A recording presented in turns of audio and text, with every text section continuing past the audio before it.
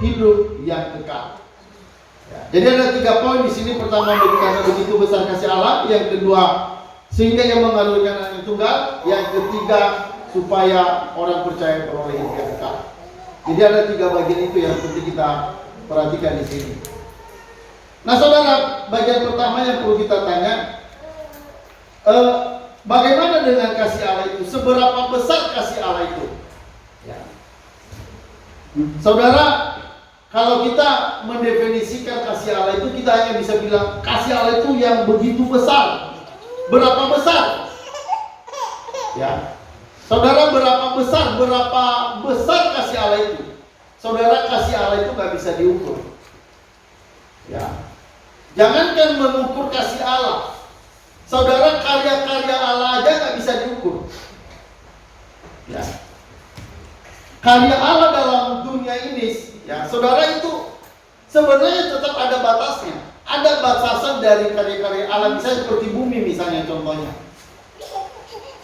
Nah, saudara, kasih Allah itu begitu besar. Nah, coba kita bandingkan kasih Allah dengan ciptaan Allah. Saudara, bumi itu sebenarnya bisa diukur. Hanya memang sulit untuk mengukurnya. Kenapa? Karena terlalu besar. Tapi walaupun tidak susah diukur, susah diprediksi, tapi bukan berarti bahwa tidak terbatas. Enggak, saudara. Bumi kita itu terbatas. Kita bilang ada ujung bumi, tapi walaupun ujung itu nggak pernah kelihatan sama kita, tapi tetap ada ujungnya, ada batasnya. Ya, karya Allah itu begitu besar.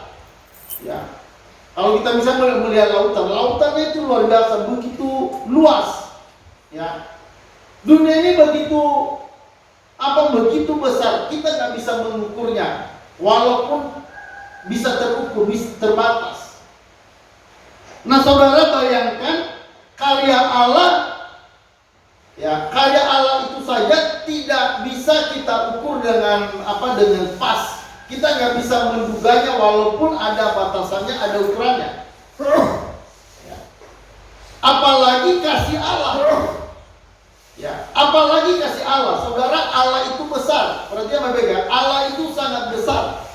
Kalau ciptaannya itu begitu besar, apalagi Allah yang menciptakannya, pasti jauh lebih besar dari ciptaannya. Maka karena itu, saudara, maka Allah itu kan, kalau misalnya kita tanya Allah itu gimana keberadaannya, saudara, Allah itu keberadaannya adalah kasih. Makanya kita berkata Allah itu adalah kasih. Ya. Jadi hakikat Allah itu kasih, Dia adalah kasih. Nah, seberapa besar kasih Allah? Nah, itu yang saya bilang tadi, tak bisa diukur.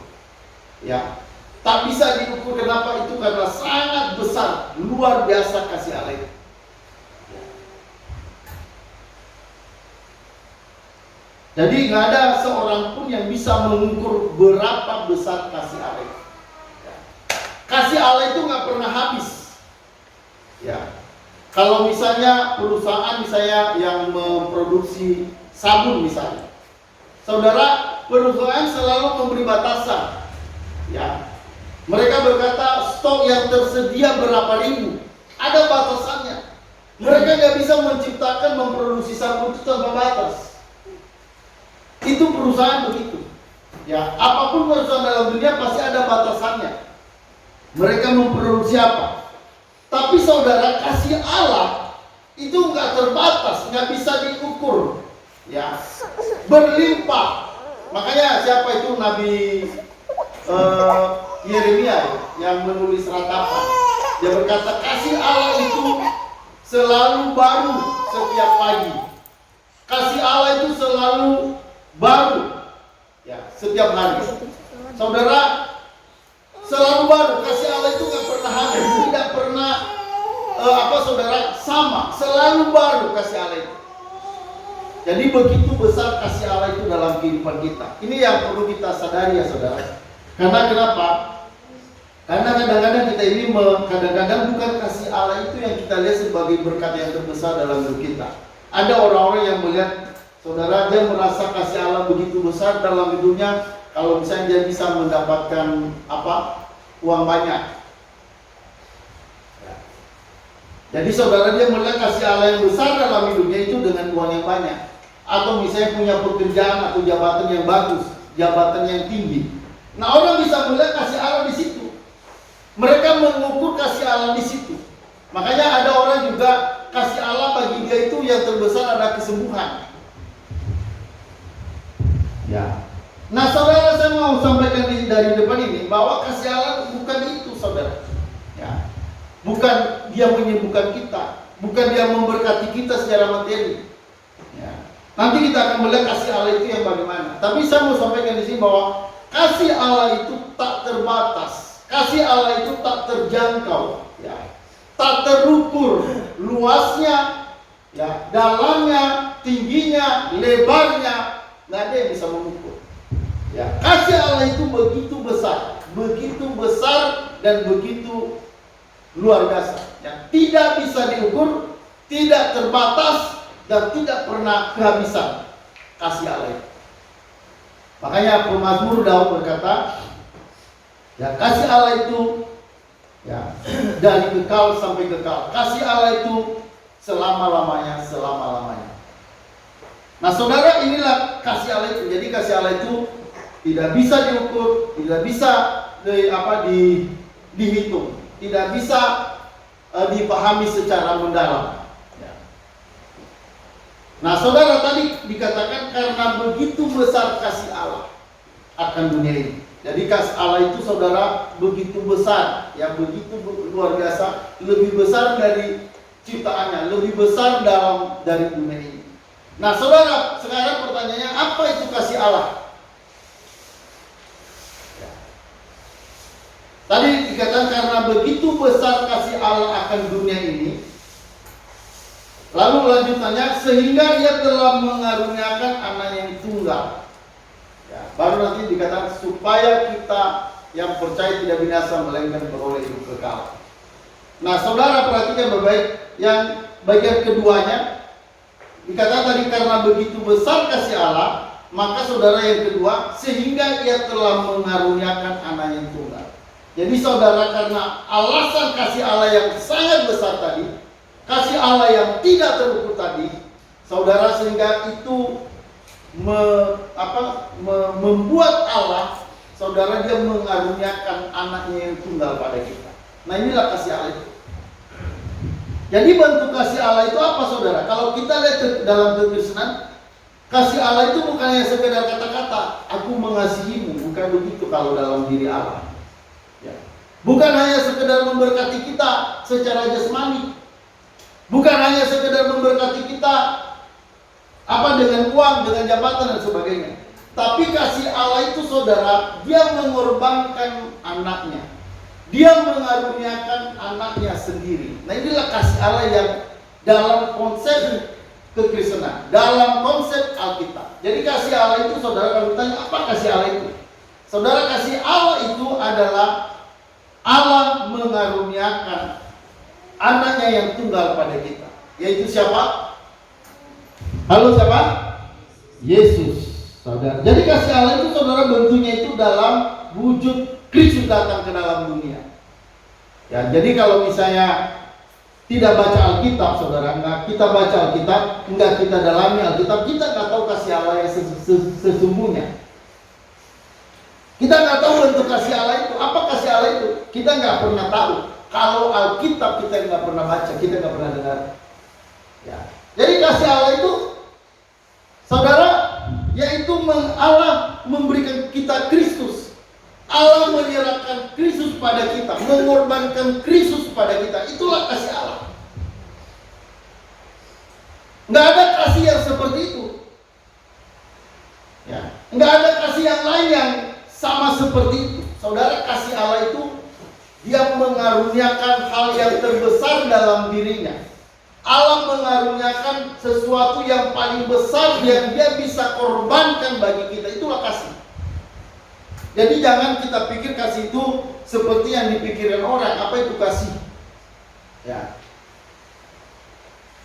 Dan kebanyakan orang memahami kasih Allah itu ya hanya sekedar dia kalau diberkati materi, dia kalau diberkati diberkati kesehatan, baru dia senang bersukacita memuji Allah. Tapi orang yang benar-benar mengerti kasih Allah yang sebenarnya, ya, dia benar-benar tahu bahwa kasih Allah itu di mana Yesus dikorbankan bagi kita. Itulah kasih itu. Nah, kalau sampai ada orang bisa lihat kasih seperti itu, maka ketika orang itu dalam penderitaan pun dia tetap bersukacita. Ya. Ketika dia berdoa dan dia nggak dapat apa-apa dari Allah, dia nggak kecewa. Ya. Ada orang dikaruniai untuk tidak menikah.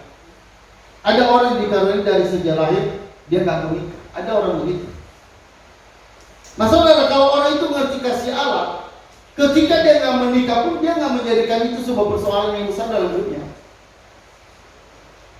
Kenapa? Karena dia tahu kasih Allah yang besar itu bukan itu. Hanya ada orang-orang yang berdoa dan doanya tidak dijawab, lalu mereka kecewa dengan Tuhan.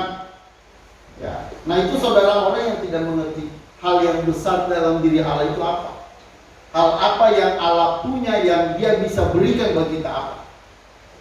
Maka orang itu ketika doanya tidak dijawab, ketika dia meminta sesuatu dari Allah, misalnya minta kesembuhan tapi tidak diberi kesembuhan, lalu dia kecewa dengan Tuhan. Nah, saudara, kenapa? Karena pikirannya dangkal. Dia mengenali kasih Allah hanya sebatas jasmani. Dia melihat kasih Allah hanya sebatas uang. Dia melihat kasih Allah itu hanya sebatas sukacita dunia. Ya, kemewahan dunia itu, saudara, adalah ukuran yang salah. Itu cara ukur yang salah. Cara memahami kasih Allah yang salah. Jadi, saudara, kita harus pahami kasih Allah itu apa. Nah, kasih Allah itu yang sebenarnya dia mengaruniakan Kristus pada kita. Saudara, disinilah kasih Allah yang sempurna itu. Ya, dia karuniakan anaknya yang tunggal bagi kita. Saudara, dalam Allah mengaruniakan Yesus pada kita, di sini ada sisi pengorbanan. Jadi saudara, kasih itu perhatian baik, tidak bisa dipisahkan dari pengorbanan. Kalau orang mengasihi tapi dia nggak pernah berkorban, itu bukan kasih sejati. Kasih yang sejati di dalamnya ada pengorbanan yang luar biasa. Jadi seseorang misalnya diukur berapa besar kasihnya pada seseorang, itu sebenarnya diukur dari berapa besar dia berani berkorban. Halo, amin? Ya, makanya kalau misalnya kita melihat seperti Rasul Paulus ya, saudara bisa lihat kasih Rasul Paulus pada Tuhan bagaimana. Bukan hanya dia bisa memuji Tuhan, tapi saudara, kita bisa melihat bagaimana pengorbanan Paulus dalam pekerjaan Tuhan itu luar biasa. Misalnya dia masuk penjara berapa tahun, di penjara Filipi. Saudara, dia mengasihi Allah. Paulus mengasihi Allah. Tapi kalau kita melihat bagaimana bentuk kasih Allah yang nyata, yang diekspresikan oleh Rasul Paulus, saudara, itu kita bisa lihat melalui pengorbanannya. Dia rela di penjara, dia rela ikat, ya, di rantai besi. Saudara, kenapa? Disitulah kita bisa lihat bahwa Allah, Rasul Paulus begitu mengasihi Allah sehingga dia bahkan sampai rela berkorban buat Tuhan. Makanya ketika dia di penjara, dia bukan berantem sama Silas. Malah Silas sama Paulus di penjara malah berdoa tengah malam. Dikatakan mereka berdoa tengah malam.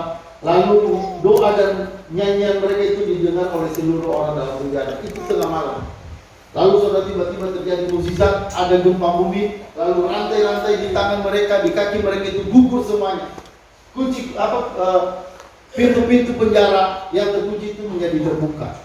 Nah, saudara, kita bisa lihat apa kasih Allah yang nyata dalam diri Paulus, di mana dia berkorban bagi Allah.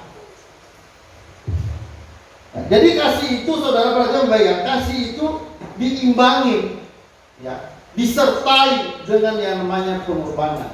Jadi kalau hanya kasih dalam bentuk ucapan, saya mau bilang itu bukan kasih sejati. Makanya hati-hati anak-anak muda, anak-anak remaja, kalau seorang bilang saya, aku mencintaimu. Hati-hati kalau itu kadang-kadang itu hanya omongan. Dan banyak anak-anak muda, wanita, ya, begitu mudah tergoda, begitu mudah terbuai dengan hanya kata-kata omongan. Padahal Waktu orang itu ngomong aku mencintai engkau, ya. Tapi ini bagi orang tertentunya, ya. Dia bilang aku mengasihi engkau, dia begitu mudah ngomong aku mencintai engkau. Tapi saudara dia sendiri nggak pernah datang ke rumahnya, nggak pernah dia datang ke rumah perempuan itu, nggak pernah menjemput pada hari Sabtu malam panjang, nggak pernah. Nah, saudara itu dibilang mengasihi. Hanya omongan saja yang seperti itu bukan kasih. Ya, makanya hati-hati, kasih itu berarti baik, selalu ada pengorbanan. Ya, kasih itu disertai pengorbanan. Itu kasih Allah seperti itu. Makanya saudara kalau mau belajar mengenai kasih, ya lihat pada Allah. Karena dalam kasih Allah itu kita bisa melihat pengorbanan yang luar biasa. Saudara, bagi Allah untuk mengasihi kita itu tidak mudah. Ya, maksudnya tidak mudah dalam arti seperti yang saya sampaikan tadi, bahwa bukan hanya sekedar ngomong aku mencintai engkau, aku mengasihi engkau. Saudara, Allah tidak sekedar berbicara begitu, tapi Allah, saudara, dia memberi korban yang luar biasa. Yaitu tadi apa? Dia mengorbankan anaknya yang tunggal. Makanya saudara, sebenarnya karya Allah yang paling besar itu, saudara, adalah Yesus mau mati bagi kita. Itulah kasih Allah yang terbesar.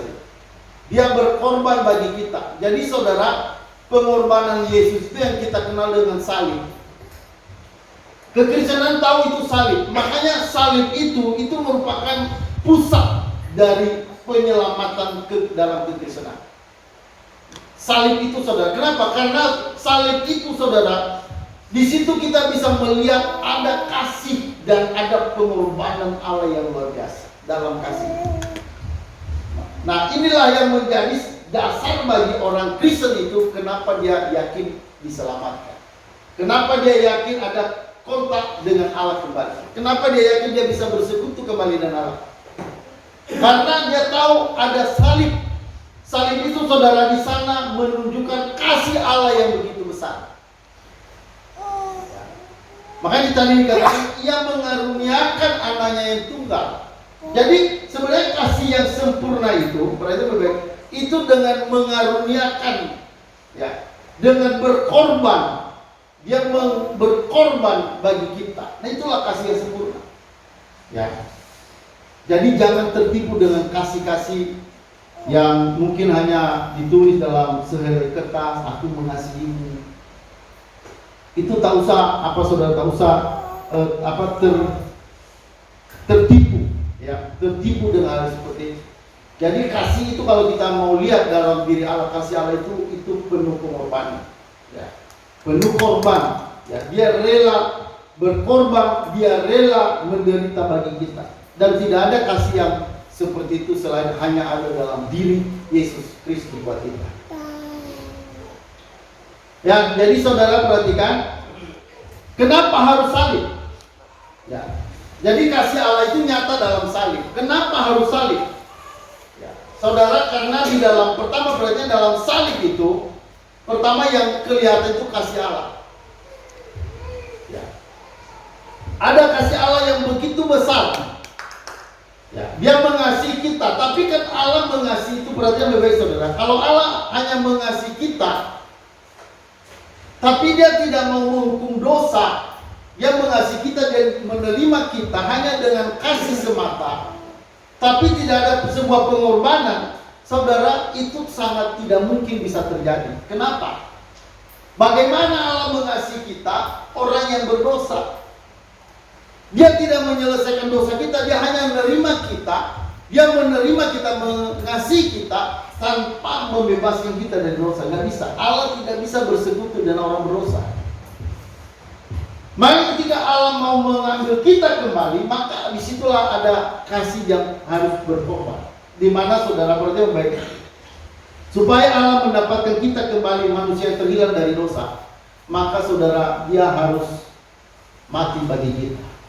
Ya, makanya saudara dalam kekristenan itu Allah menjadi manusia. Ya, Allah menjadi manusia. Kenapa harus jadi manusia? Supaya dengan dia sebagai manusia pertama, saudara, perhatian baik ya, tujuan Allah jadi manusia pertama, Pertama saudara, supaya dia bisa mentaati hukum Taurat, supaya dia mau menjalankan hukum Taurat sepenuhnya. Jadi dia nggak boleh salah dalam melakukan itu, makanya dia jadi manusia. Yang kedua saudara, supaya dia bisa mati di kayu salib. Ini puncak dari rencana Allah. Jadi ada dua tujuan ketika Yesus datang ke dalam dunia itu. Pertama, dia menjadi manusia yang taat untuk melakukan seluruh tuntutan hukum Taurat. Yang kedua, dia mati di kayu salib untuk menanggung segala dosa kita. Di kayu salib inilah saudara kelihatan dari karya Allah yang sempurna itu. Saudara, kasih itu di situ kita bisa lihat ada kasih, dan yang kedua dalam kasih itu ada pengorbanan, di mana Tuhan memberi dirinya dihukum buat dosa-dosa kita. Jadi saudara, dalam kasih itu nggak bisa hanya ngomong kasih, tapi di dalam kasih itu tidak ada keadilan, tidak ada penghukuman dosa. Itu bukan kasih saudara. Kasih itu saudara ada penghukuman di dalamnya. Kenapa? Dosa harus dibereskan, dosa harus dihancurkan, baru saudara bisa kita melihat kasih Allah itu yang begitu besar. Ya. Nah saudara, coba kita baca dulu sebentar dalam Keluaran 34 ayat 6 dan 7. Jadi saudara, memang Allah mengasihi, tapi perhatikan, dalam Allah mengasihi, Allah tidak pernah membiarkan orang berdosa itu bebas dari hukuman. Itu saudara, itu kesempurnaan Allah begitu. Jadi kalau kita hanya melihat kasih Allah, tapi kita nggak melihat bagaimana korban Allah menghapus dosa kita nggak bisa melihat kasih yang sempurna di situ. Tidak ada kasih di situ. Nah saudara, mari kita lihat dalam Keluaran 34 ayat 6 sampai 7. Saudara, disinilah nanti kita bisa melihat kenapa harus salib. Kenapa cara Allah menyelamatkan kita harus dengan salib. Oke, kita lihat sama-sama. Kita baca sama-sama Keluaran 34 ayat 6 sampai 7. Ya, sama-sama kita baca 1, 2, 3. Berjalanlah Tuhan lewat dari depannya dan berseru, Tuhan, Tuhan, Allah penyayang dan panjang berlimpah kasihnya dan setianya, yang meneguhkan kasih setianya kepada beribu-ribu orang, yang mengampuni kesalahan, pelanggaran dan dosa, tetapi tidak sekali-sekali membebaskan orang yang bersalah dari hukuman, yang membalaskan kesalahan pada anak-anak dan cucunya kepada keturunan yang ketiga dan keempat. Saudara, kita melihat di situ Allah begitu mengasihi. Tapi ayat berikutnya berkata, tapi tidak sekali-sekali membebaskan orang yang salah.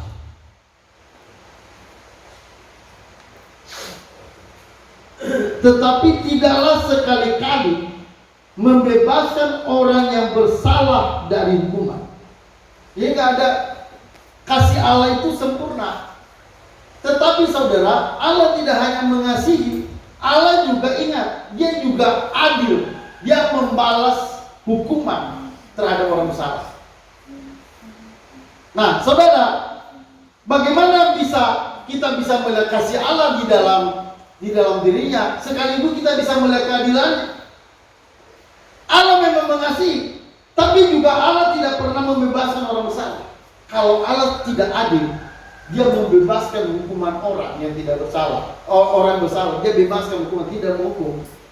Itu Allah nggak adil. Dia nggak bisa, saudara. Allah itu nggak bisa membebaskan orang dari hukuman. Orang yang salah harus dihukum. Jadi nggak ada, kalau ada hanya bilang kasih, Allah hanya bilang aku mengasihimu, tapi dia tidak pernah membebaskan kita dari hukuman, dari kesalahan. Itu akan terjadi pelanggaran. Allah melanggar dirinya sendiri. Allah melawan dirinya karena Allah itu kasih dan adil. Makanya di dalam ayat ini kelihatan benar. Ya, saudara, saya ulang baca ya, yang langsung kalimat berikutnya yang menuju pada kasih Allah. Tuhan, Tuhan Allah penyayang dan pengasih panjang sabar, berlimpah kasihnya dan setianya, yang meneguhkan kasih setianya kepada beribu-ribu orang yang beribu-ribu orang, yang mengampuni kesalahan, pelanggaran dan dosa. Ya, dia mengasihi, dia mengampuni, dia meneguhkan kasih setia pada beribu-ribu orang. Tetapi saudara berkata, tetapi tidak sekali-kali membebaskan orang yang bersalah dari hukuman. Jadi memang Allah mengasihi, tapi Allah juga adil. Dia akan menghukum orang yang bersalah. Nah, bagaimana Allah mengasihi kita, tapi dia juga menghukum kita?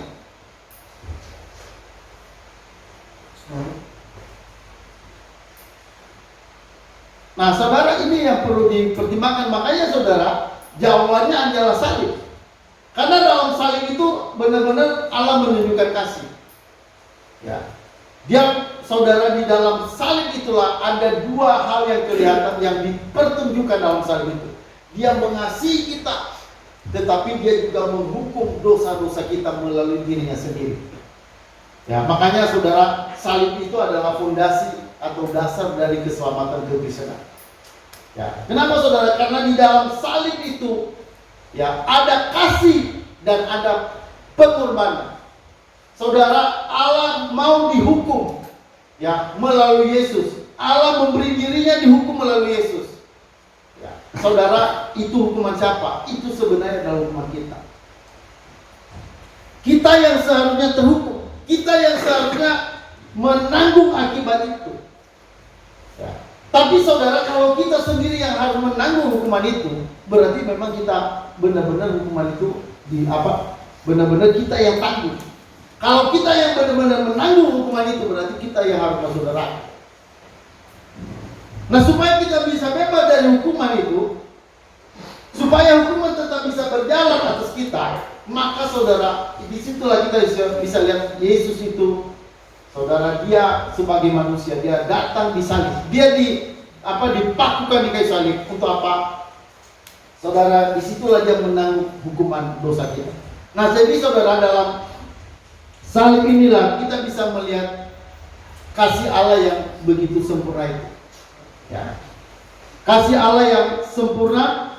Dalam kasih itu saudara, ada keadilan yang dipertontonkan, di mana hukuman atau dosa itu dinyatakan. Jadi tidak ada kita diselamatkan saudara, tetapi kita sebenarnya sudah mengalami hukuman terhadap dosa.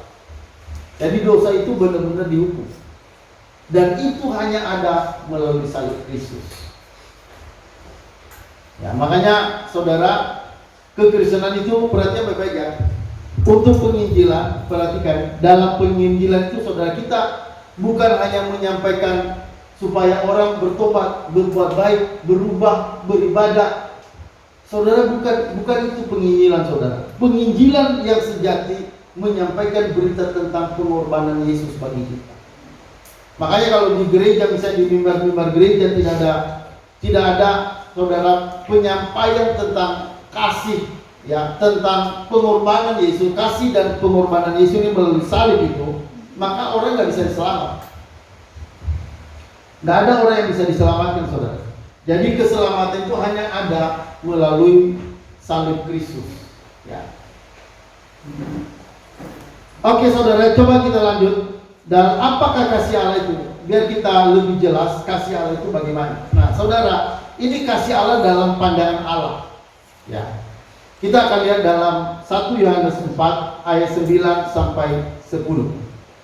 Ayat 9 sampai 10. Saudara, jadi mari kita melihat kasih Allah itu bukan hanya sekedar kita disembuhkan, kita diberkati, tapi melihat lebih dalam kasih Allah itu saudara apa. Nah, mari kita lihat dalam 1 Yohanes 4 ayat 9 sampai 10.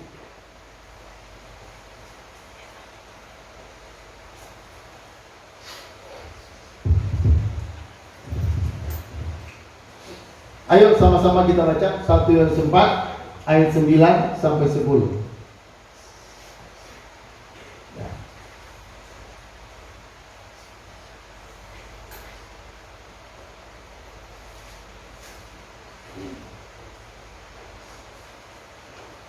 Ayo sama-sama 1, 2, 3. Dalam hal inilah kasih Allah dinyatakan di tengah-tengah kita, yaitu bahwa Allah telah mengutus Anaknya yang tunggal ke dalam dunia supaya kita hidup olehnya. Inilah kasih itu, bukan kita yang telah mengasihi Allah, tetapi Allah telah mengasihi kita dan telah mengutus anaknya sampai sebagai pendamai bagi dosa-dosa kita. Jadi kasih itu apa? Ya. Nah saudara, kasih itu bukan sebatas kasih eros, ya, bukan sebatas kasih sesama, kasih filia, bukan. Tapi kasih itu saudara, kalau kita melihat sini, pengertian kasih yang dari dalam diri Allah saudara, dikatakan inilah kasih itu. Ya, bagian keduanya, ayat berapa? Ayat 10 ya. Inilah kasih itu. Bukan kita telah mengasihi Allah, tetapi Allah telah mengasihi kita dan telah mengutus anaknya sebagai pendamai bagi dosa-dosa kita. Jadi kasih. Jadi kalau lihat kasih dalam kekristenan itu sangat berbeda dengan dengan pengertian orang. Kasih itu kalau dalam pengertian umum saudara, ya kasih itu ya kita membantu orang, kita memberi, kita memperhatikan sesama. Saudara, kasih dalam pandangan Alkitab, saudara, kasih itu di mana Allah mengutus anak yang tunggal. Allah mengorbankan, Allah memberikan anak yang tunggal bagi kita. Makanya dikatakan inilah kasih itu. Bukan kita yang telah mengasihi Allah, tetapi Allah telah mengasihi kita dan yang telah mengutus anaknya sebagai pendamai bagi kita. Jadi kasih itu ada bisa dilihat sampai ke sana. Ya. Jadi kalau misalnya ada orang ngomong aku mengasihimu, saudara, itu jangan tertipu. Itu bukan kasih yang sejati. Ya. Kasih-kasih seperti itu kasih yang dangkal dan bahkan bisa berubah menjadi kejahatan. Kasih seperti itu. Makanya hati-hati dengan apa, saudara, perhatikan kasih itu bukan itu. Kasih yang sebenarnya bukan itu. Memang ada kasih sesama, ya. Memang ada kasih famili, ya, kita sesama saudara, kasih sesama seiman, ya benar. Tapi saudara, kalau melihat lebih dalam kasih yang sebenarnya bukan itu. Kasih yang sebenarnya di mana Allah mengaruniakan Kristus bagi kita. Allah mengaruniakan Kristus sebagai korban bagi kita. Jadi saudara, inilah kasih yang sempurna itu. Ya, di mana Yesus menyerahkan nyawanya bagi kita. Jadi ini saudara perhatikan. Nah, kalau sampai kita ngerti ini saudara, apa efeknya buat kita kalau kita ngerti kasih Allah yang begitu besar bagi kita? Saudara, kalau kita mengerti ini, maka ketika kita ada dalam masalah, atau seperti yang saya bilang tadi, kita berdoa, misalnya doa kita misalnya minta anak misalnya. Ada orang-orang yang berdoa minta anak karena sudah lama tidak dikaruniakan anak padanya. Nah saudara, kalau kita adalah orang yang ngerti kasih Allah yang besar, ketika Tuhan tidak menjawab doa kita begitu, ya, Tuhan tidak jawab doa kita, itu nggak menjadi sebuah persoalan. Itu nggak membuat kita kecewa dengan Tuhan.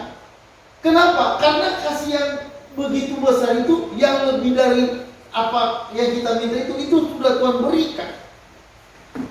Segalanya yang Allah miliki, seluruh kekayaan yang sejati dalam diri Allah itu dipertaruhkan bagi kita. Itu diberikannya bagi kita. Nah, kalau misalnya permintaan-permintaan kita yang kecil-kecil nggak dijawab, seharusnya itu nggak bisa membuat kita kecewa. Ada dulu orang itu saudara, saya kan suka sharing ya sama dia. Lalu saya bilang, bagaimana dengan pembacaan Alkitab? Oh, dia bilang, saya lagi kacau Pak. Oh, kacau. Kenapa kacau? Ya, lalu dia jawab gini, saya berdoa sama Tuhan, tapi Tuhan tidak memberikan yang saya minta. Saya mendoakan sesuatu pada Tuhan, tapi saya lihat Tuhan tidak mau jawab. Tuhan tidak mendengarkan doa saya. Nah saudara, akhirnya dia kecewa. Lalu dia mulai berantakan baca Alkitab, nggak ada lagi, berdoa nggak ada lagi. Nah kenapa saudara? Karena dia nggak bisa melihat kasih Allah yang hebat itu.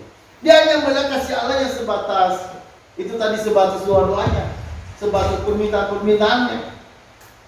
Padahal saudara, Allah sudah bukan hanya memberikan berkat-berkat itu pada kita, tapi Allah bahkan sampai memberikan dirinya pada kita. Dia memberikan hidupnya pada kita. Dia korbankan seluruh dirinya buat kita. Nah kalau ada orang sampai tahu kasih Allah seperti itu, maka ketika dia misalnya jatuh miskin, ya ada kan orang-orang Kristen jatuh miskin saudara. Jangan berpikir orang Kristen itu akan kaya. Jangan terpengaruh dengan teologi kemakmuran. Orang Kristen itu harus kaya. Kalau saudara orang beriman tidak kaya, berarti iman Anda yang salah.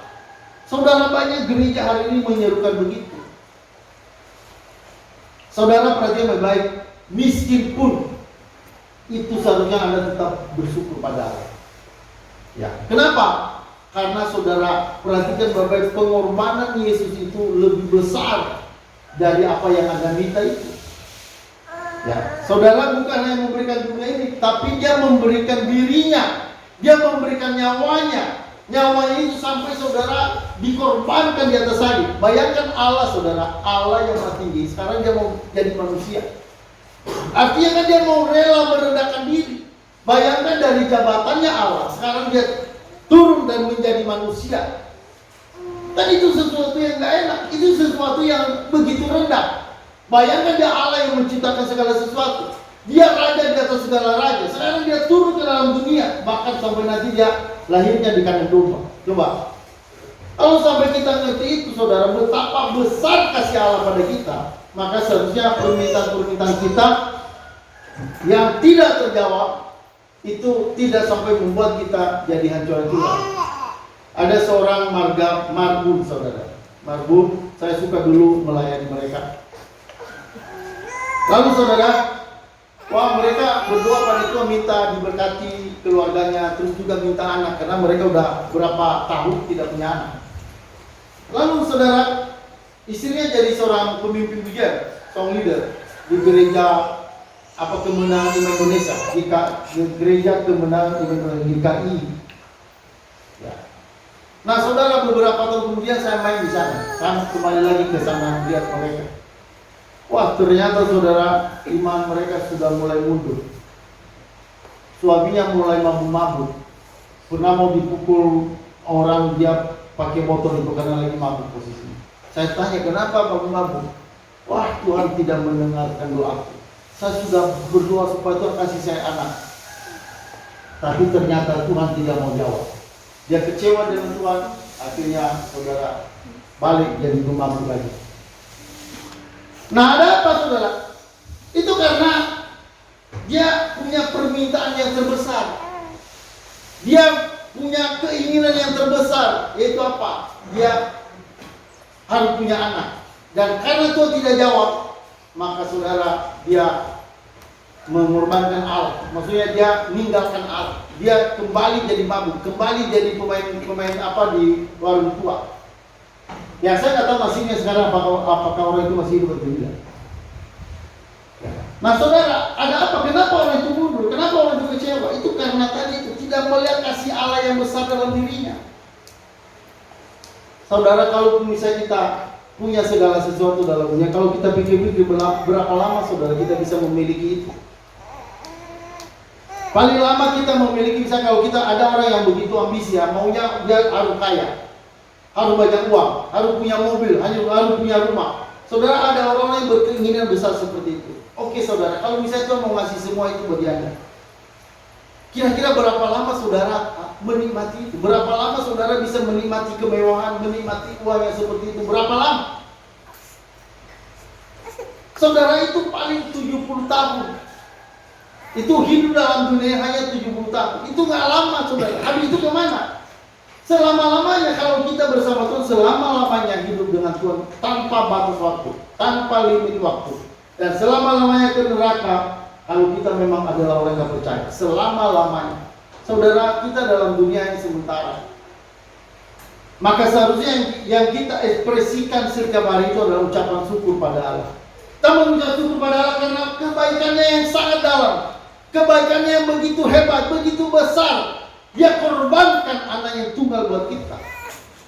Nah makanya kalau sampai orang sadar itu, ya, orang itu akan terus bersyukur.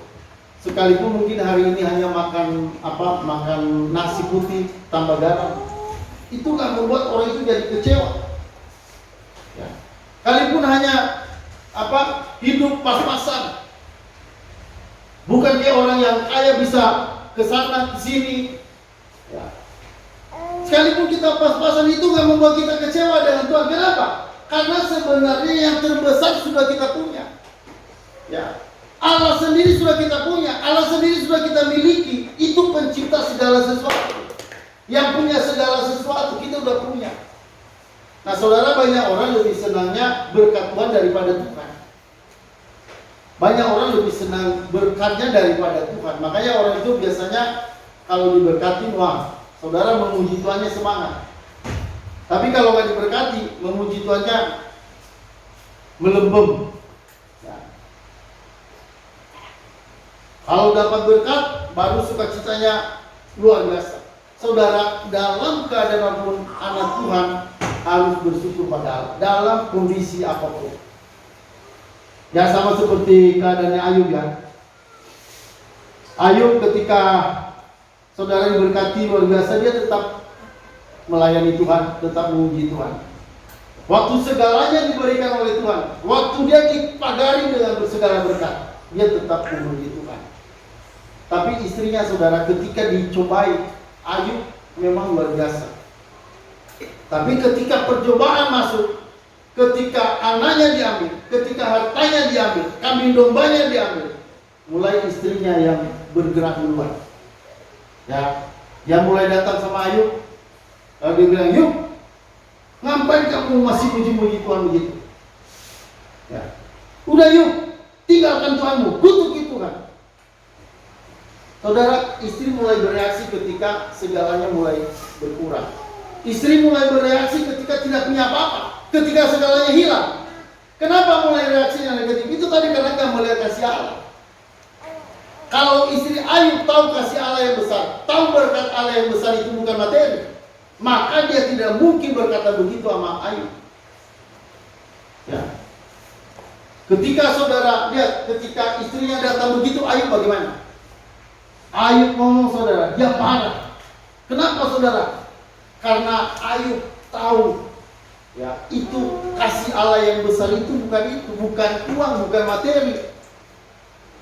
Ayub tahu kasih Allah itu yaitu di mana dia berkorban bagi kita untuk keselamatan dia. Makanya ketika Ayub ya didatangi oleh istrinya, dia bilang, "Tinggalkan Tuhan. Udah tak usah nyembah Tuhan, udah tak usah berdoa, udah tutup mulutmu yuk, tutup Tuhan yuk." Lalu apa kata Ayub?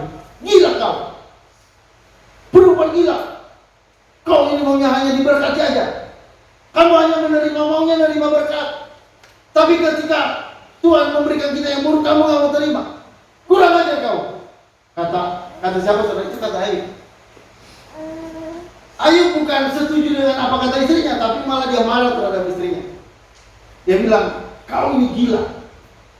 Ya, gila kau luar biasa. Kau mau meninggalkan Tuhan hanya gara-gara Tuhan mengambil sesuatu yang baik pada kita. Kamu hanya mau menerima yang baik, tapi kamu gak mau menerima yang buruk dari Tuhan." Wah saudara, kalau ada pria yang seperti itu luar biasa, saudara. Berani bilang begitu sama istrinya. Tapi kalau kita melihat sekarang banyak suami-suami yang gak berani ngomong sama istri. Ya. Ayub saudara berani.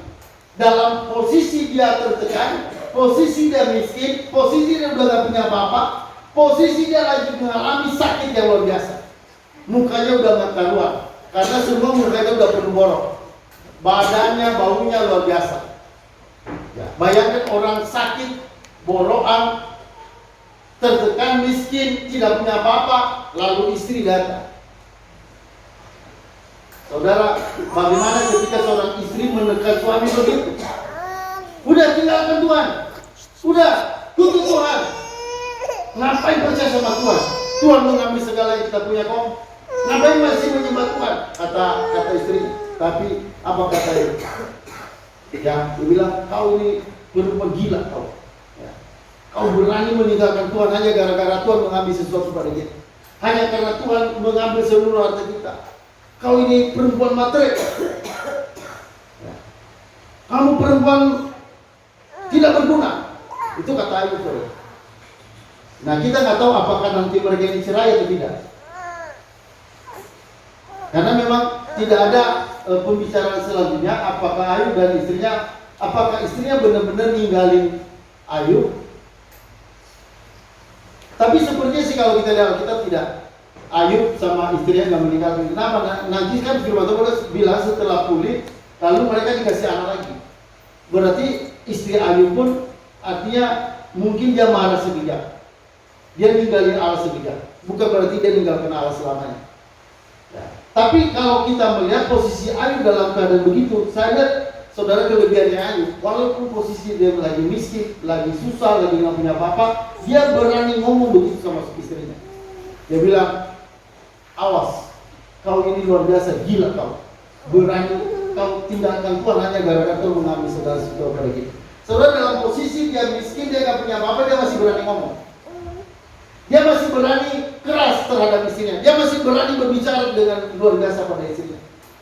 Dan dia dia tetap Ayub memuliakan Tuhan. Walaupun nanti karena pencobaan yang panjang, nanti kita lihat Ayub memang goncang. Imannya goncang. Ya. Makanya sampai nanti kita lihat, nanti kalau baca kitab Ayub itu saudara dia sampai mulai mengutuki hari kelahirannya. Ya. Dia mengutuki hari kelahiran. Artinya kan kalau dia mengutuki hari kelahiran, yang dia salahkan siapa? Dia menyalahkan Allah. Ayub pada akhirnya menyalahkan Allah, tapi perhatikan, bukan berarti meninggalkan Allah. Ayub saudara menyalahkan Allah, tapi bukan meninggalkan Allah. Dia memang semacam ada perdebatan. Dia menggugat Allah. Kenapa Allah sewenang-wenang terhadap orang yang bersalah? Ayub merasa dirinya gak bersalah. Makanya dia bilang, kenapa Tuhan membunuh orang yang bersalah?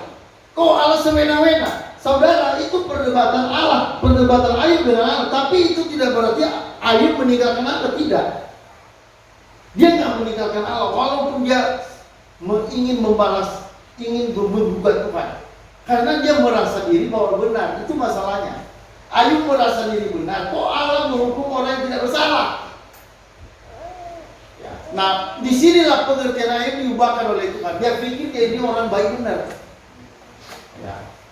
Dia merasa diri paling benar. Nah ini saudara, sebenar-benar kita tetap kita itu tidak benar. Akhirnya nanti ke saudara Ayub akhirnya bertobat. Tapi saudara perhatikan, ya, kalau misalnya tiba keadaan-keadaan seperti itu dalam hidup kita, seharusnya kita harus memandang apa? Kita memandang kasih Allah. Kasih Allah yang begitu besar dalam hidup kita. Dia bukannya memberikan dunia ini, tapi dia memberikan dirinya. Dia korbankan dirinya sendiri buat kita. Kalau Allah nggak berkorban buat kita, saudara, habis kita semua akan menjadi gosong. Ya. Kita akan gosong semua, kita akan hancur semua, kita akan, saudara, selama-lamanya dalam kegelapan yang mengerikan. Dan saudara lihat, saudara, kasih Allah yang besar itu sampai dia naik di Bukit Golgota. Di sana saudara dia rela disalib. Di sana dia rela mati buat kita. Nah saudara, jadi berarti baik kasih Allah yang besar itu, yaitulah salib itu. Jadi kalau saudara ditanya apa kasih Allah, saudara harus saudara sampaikan kasih Allah itu adalah salib. Ayo, halo, amin. Saudara, salib itulah kasih Allah yang luar biasa buat kita. Itulah yang membuat saudara punya pegangan. Itulah pegangan kita sehingga kita boleh sampai ke surga. Itulah pegangan kita sehingga kita bisa mengalami kehidupan yang lebih baik. Nah saudara, mari kita lihat tentang salib ini. Kita baca Efesus pasal 2 ayat 13 sampai 16.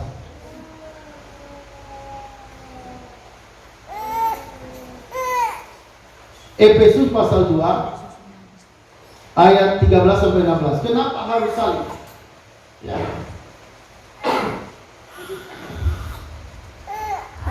Oke, kita baca sama-sama saudara. Efesus 2 13 sampai 16. Mari kita lihat ini.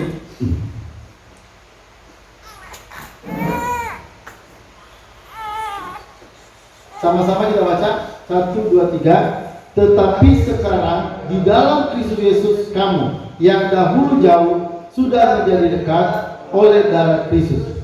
Karena dialah damai sejahtera kita yang telah mempersatukan kedua pihak dan yang telah melumpuhkan tembok pemisah, yaitu perseteruan. Sebab dengan matinya sebagai manusia, ia telah membatalkan hukum Taurat dengan segala perintah dan ketentuannya, untuk menciptakan keduanya menjadi satu manusia baru di dalam dirinya, dan dengan itu mengadakan damai sejahtera, dan untuk memperdamaikan keduanya dia di dalam tubuhnya dengan Allah oleh salib, dengan melenyapkan perseteruan pada salib. Jadi salib itu apa, saudara? Salib itu, saudara, itu melenyapkan perseteruan, ya. Melenyapkan tembok pemisah, merubuhkan tembok pemisah. Jadi saudara, Allah mengasihi itu, sebelumnya dia harus merobohkan tembok yang memisahkan antara Allah dan manusia. Saudara, kalau kita lihat ya saudara, inilah karya Allah yang besar itu. Saudara, dia mati di kayu salib, mati di atas salib. Saudara, di salib itulah ngapain? Dia merobohkan tembok pemisah. Apa tembok pemisahnya? Dosa.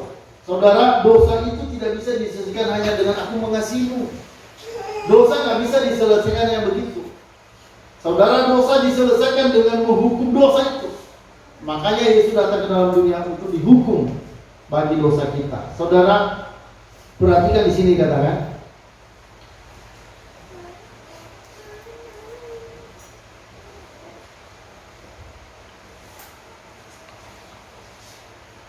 di mana ayatnya, ada kalimat yang berkata,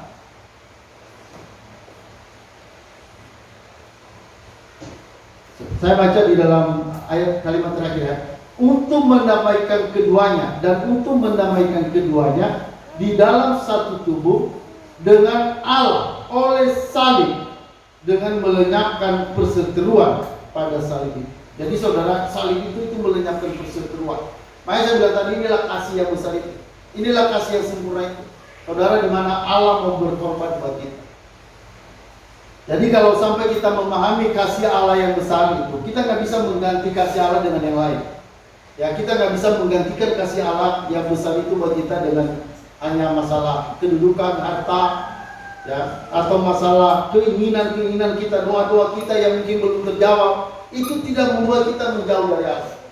Ya, kenapa saudara? Karena kita memandang ya kasih Allah yang besar melalui salib Kristus itulah berkat yang terbesar. Saudara, Allah, kenapa kasih Allah ini dalam salib ini yang terbesar? Saudara perhatikan baik, karena saudara, dengan salib ini, saudara, dalam salib ini Allah mengorbankan dirinya. Saudara, kalau kita melihat karya Allah terbesar, sebenarnya saudara, tidak ada karya Allah terbesar selain daripada salib. Saudara perhatikan, memang Allah punya banyak karya. Saudara, Allah menciptakan langit dan bumi, laut beserta isinya, gunung-gunung dan segala hal, itu dia yang menciptakan. Tapi perhatikan saudara, ketika Allah menciptakan itu cukup hanya berfirman. Allah berfirman, maka jadilah segala sesuatu. Termasuk ketika dia menciptakan kita.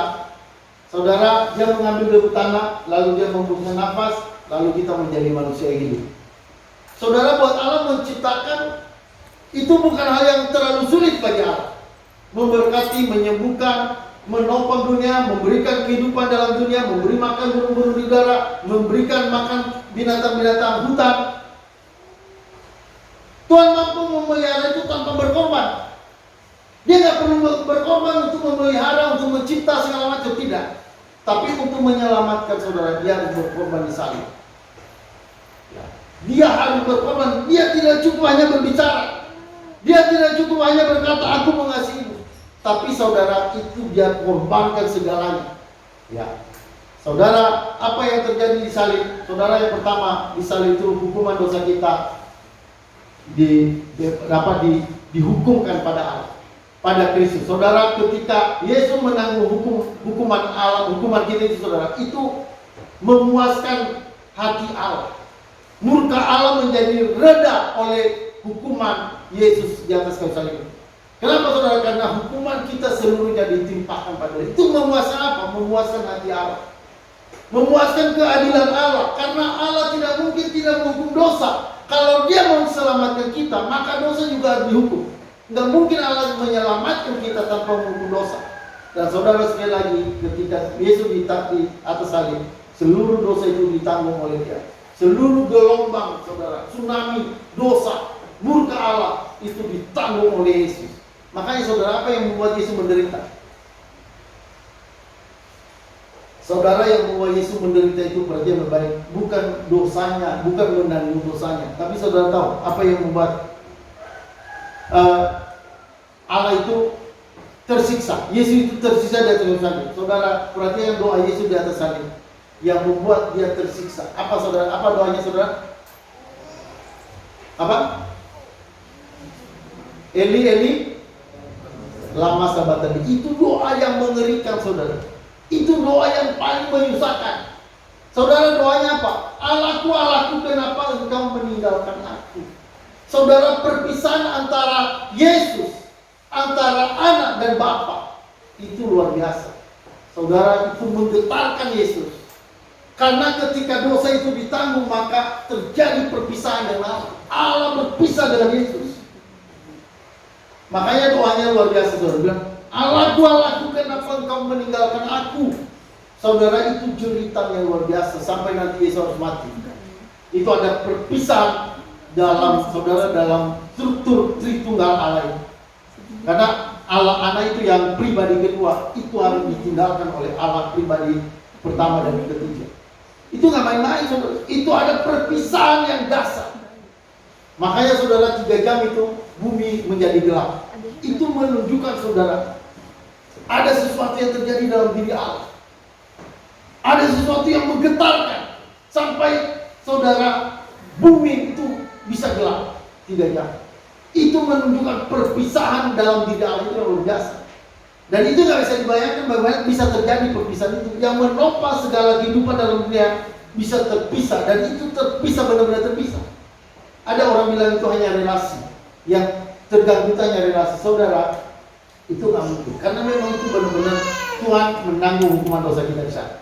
Makanya saudara, kalau sampai saudara sadar ini pengorbanan Yesus yang hebat, yang luar biasa, yang begitu besar itu, ini membuat kita akan menjadi orang yang bersyukur selalu setiap hari. Walaupun dalam keadaan susah, keadaan miskin, keadaan sakit, keadaan ditertekan, dianiaya, dianggap orang kita nggak beres dan sebagainya.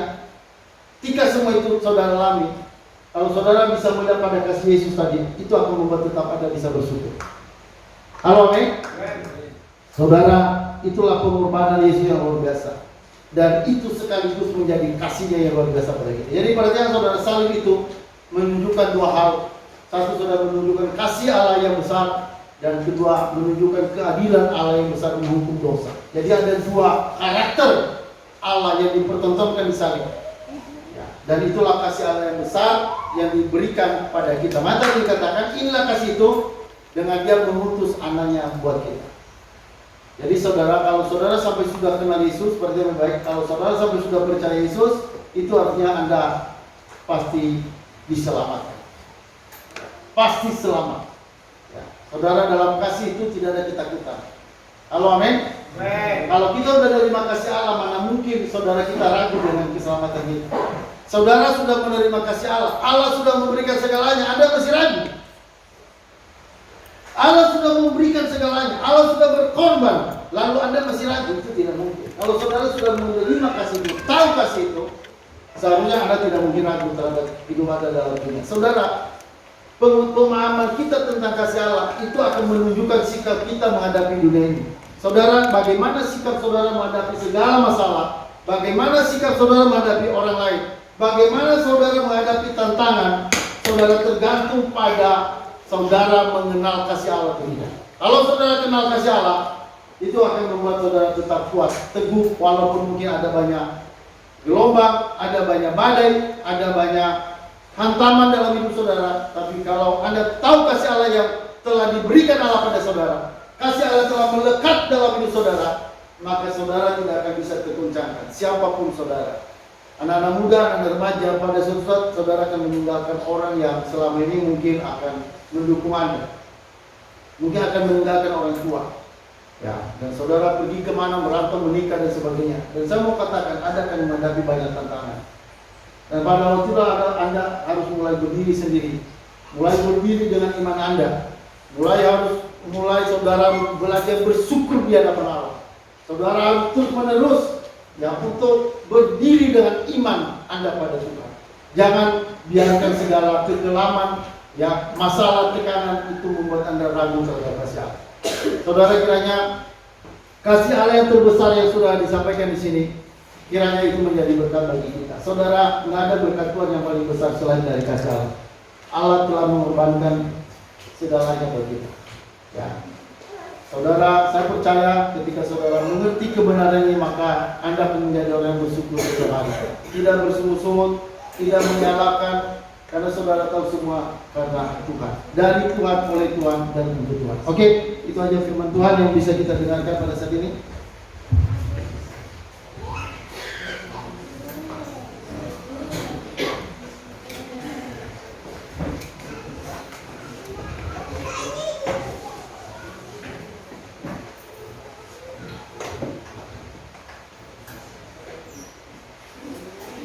Ya, mari saudara kita angkat pujian. Tak terukur kasih-Mu Yesus. Saudara, angkat pujian ini, kiranya saudara merenungkan begitu besar kasih Allah. Saudara, tidak ada berkat yang paling besar selain berkat kasih Allah yang sudah saudara terima.